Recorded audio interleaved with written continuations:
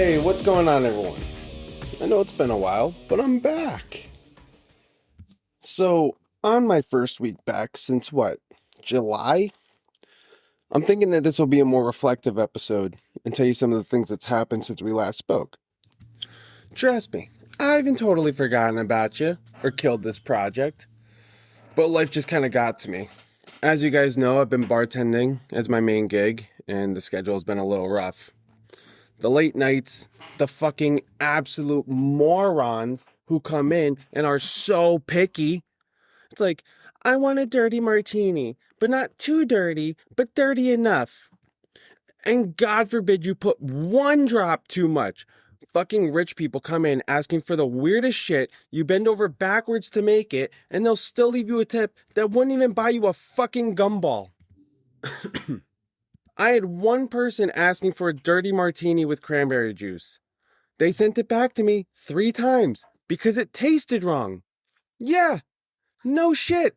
You asked for a dirty martini with cranberry juice. You fucking psycho. What did you expect it to taste like? After the 3rd time, I was like, you know what? Just come back here and make it yourself because you clearly know better than I do. It's not like this is my profession or anything. And then she goes, oh, I'm sorry. I wanted it dirty, but make it dirty with the cranberry. You dumb bitch. You just didn't know how to order, and now it's my fucking fault? You just wanted a vodka cran as a martini.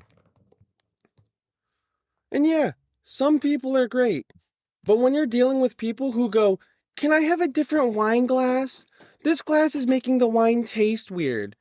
And the friend going, oh yeah, that happens sometimes. No, it fucking doesn't. But I bet the gum in your mouth would have an answer for that. So yeah, just dealing with the needs of fucktards and talking to people I could give a fuck about for hours a day, and then the thought of, oh my god, I need to talk more and do a podcast. Yeah, it's a little daunting. But then even when I wanted to put something out, it became a thing of, how do I even get back into it after being gone for so long? Having so much time away at something makes it hard to restart and build that momentum because you don't know how people are going to react. It's like when a parent leaves and you're a kid and then the parent just magically just reappears in your life as an adult like, hey, I'm back. And you're just sitting there like, okay, well, I don't see the milk in your hand, so where exactly did you run off to? Can I trust that you won't leave me again? But now I'm back, and what's going on since my last episode? Well, I ended up in the ER back in July because I don't know what happened, but I had some sort of a gland issue, and for living in such an affluent area, you would think the hospital in this town would be somewhat competent, but no. I'm at work one night, and my jaw feels kind of sore. Oh, whose dick were you sucking? Nah, no one rich, that's for sure.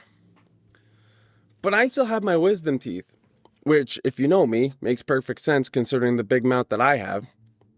So I just chalked it up to maybe something was caught, and if I floss, I'll be fine, no big deal. This has happened before. But as I'm working, the pain is only getting worse. And I can feel my face just getting more and more swollen as the night goes on. So I leave work, take an ibuprofen, and try to sleep it off. I wake up in the early hours of the next morning in just some severe pain. And my face looks like a chipmunk getting ready to hibernate. And I realize now it's not my jaw that's the issue, but it's my lymph nodes. And since I don't have insurance, I'm like, what the fuck do I do? What's the cheapest option? So I make an appointment with urgent care, but I can't get in till 8 a.m. And it's 3:30 a.m. So great. Now I'm just up in pain. And finally around 6 a.m. I'm like, I just can't wait for urgent care. I need to go to the ER. So I throw on some clothes, throw on my glasses, and book it over there. Once I get there, there's one woman in front of me, and they're dealing with her. Now I'm waiting and standing at the desk. 2 people are there, and finally, after about 10 minutes, I'm like, hey, someone want to ask me something? Oh, were you waiting to be seen? No, I'm just here at 6 a.m. to see what you guys are up to. Anyone need a fucking coffee? Because some of you could use some of that shit. All right, so why are you here? Asking me this as if my face doesn't look like Carl Weezer from Jimmy Neutron? And then I finally get back there. They're taking these preliminary questions. Oh, do you wear glasses or contacts? Me looking straight at this woman with glasses on my face, pointing, and she's just like, oh, it's been a rough night. Really? Oh my God. So then finally I get thrown into a room and I'm seen by a doctor.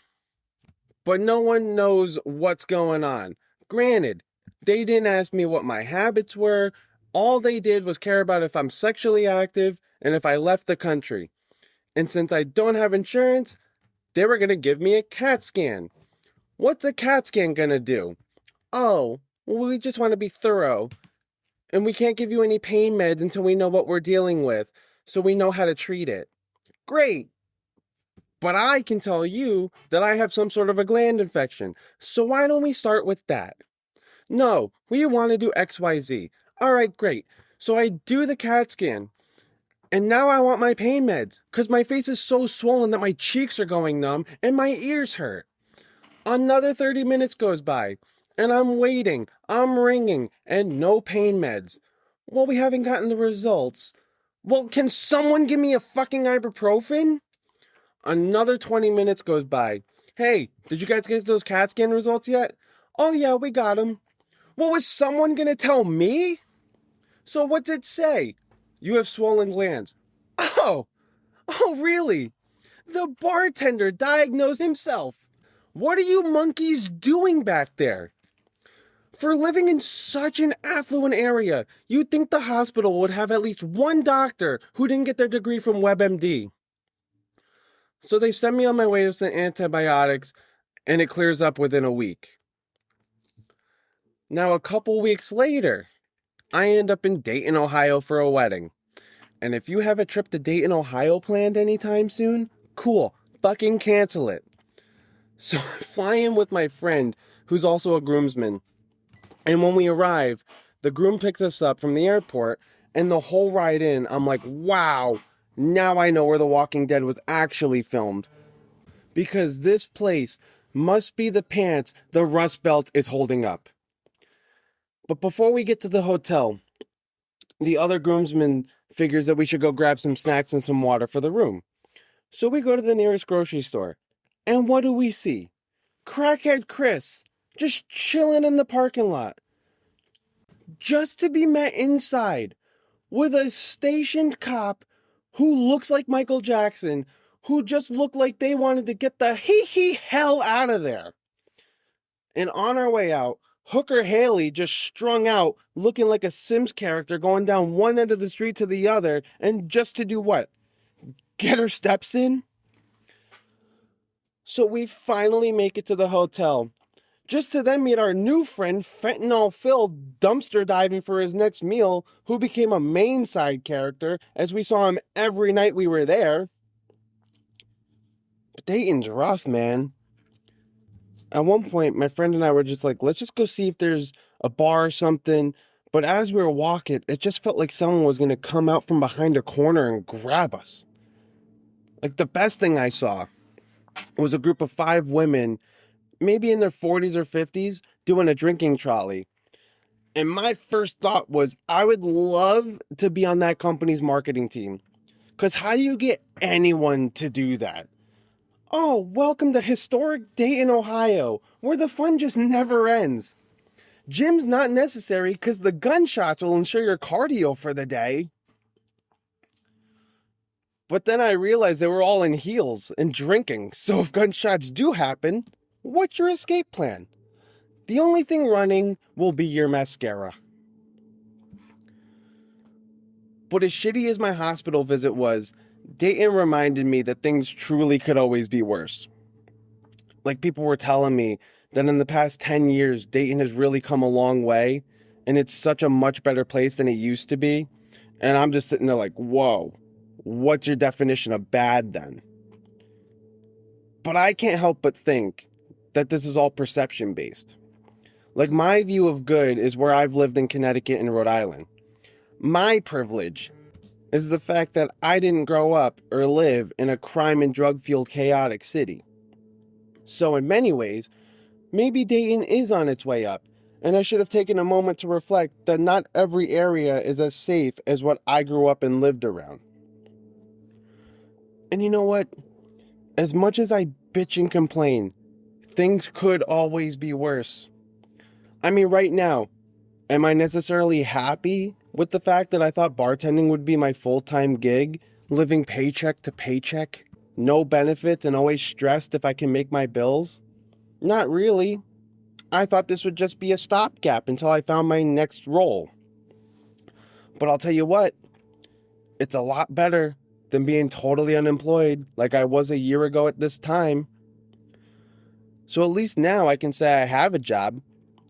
But the thing is, I never had a good experience with corporate. And then with last year being laid off twice, and then the job market being super competitive now, I think I took what I had for granted. The PTO, the benefits, the more consistent work schedule and paycheck. So I've gone back to applying for corporate gigs again, in hopes that I might get something.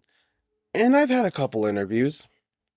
One was for an MLM, which should have been my first red flag when they said limitless income potential. Yeah, so is OnlyFans. But then I had another one that was for a company in Rhode Island, but it was listed as remote, which is why I applied to it. And I get on the phone with somebody who then tells me that it's actually a hybrid role, but 90% of it can be done remotely. So okay, that's the good news. But I've already been low-key lied to. So she's asking me the vetting questions and all this stuff. And finally at the end, you get the typical, do you have any questions for me? And I'm asking questions about the role itself. And she goes, oh, you'll have to ask these questions to the manager. And it's like, then why am I fucking talking to you? Just another moron who doesn't know what the job entails. But guys, make sure you tip your bartenders, because the life of one, especially one who's full-time, is not for the faint of heart. I'm working nights, I'm sleeping more during the day. It's a very physically demanding job, and it's draining. I mean, I told you some of the people I deal with, and you just have to smile behind gritted teeth and just say, oh, no, it's fine, hoping that they give you a few bucks for their mistake, but somehow it's still always your fault. But also, a year ago I was single, and now I have a girlfriend where things are going really well. And I need to somewhat apologize to you guys because, as you know, I met her within a few weeks of me working this new gig. And then normally, where in my free time I would be doing this, it's been filled up with things to do with my girlfriend. So I'm sorry that I haven't been around for you guys as much. But I also haven't actually found a schedule that works for me. And that's for a multitude of reasons. I mean, my sister got married a few weeks after my friend did. And then a week after that, my other sister had my niece. So I've just had a lot going on. But I'm kind of starting to figure it out. And I also see that some of you have still been listening. So thank you guys for checking out the old stuff. I really appreciate it. And I'm hoping I can get this thing back on track. Because if there's one thing the last few months have taught me, it's that things can always be worse. You think your job sucks until you're unemployed. You think your town's bad until you visit Dayton. You think your glands are fine until your face looks like a Pixar character. And honestly, that's kind of freeing because it can always get worse. And then even in this mess right now, it's pretty damn good. So yeah, I've been gone since July, but if I've learned anything, it's that disappearing once in a while isn't the worst thing. Because sometimes you come back with a better story to tell. So thanks for listening, and we'll catch up next time.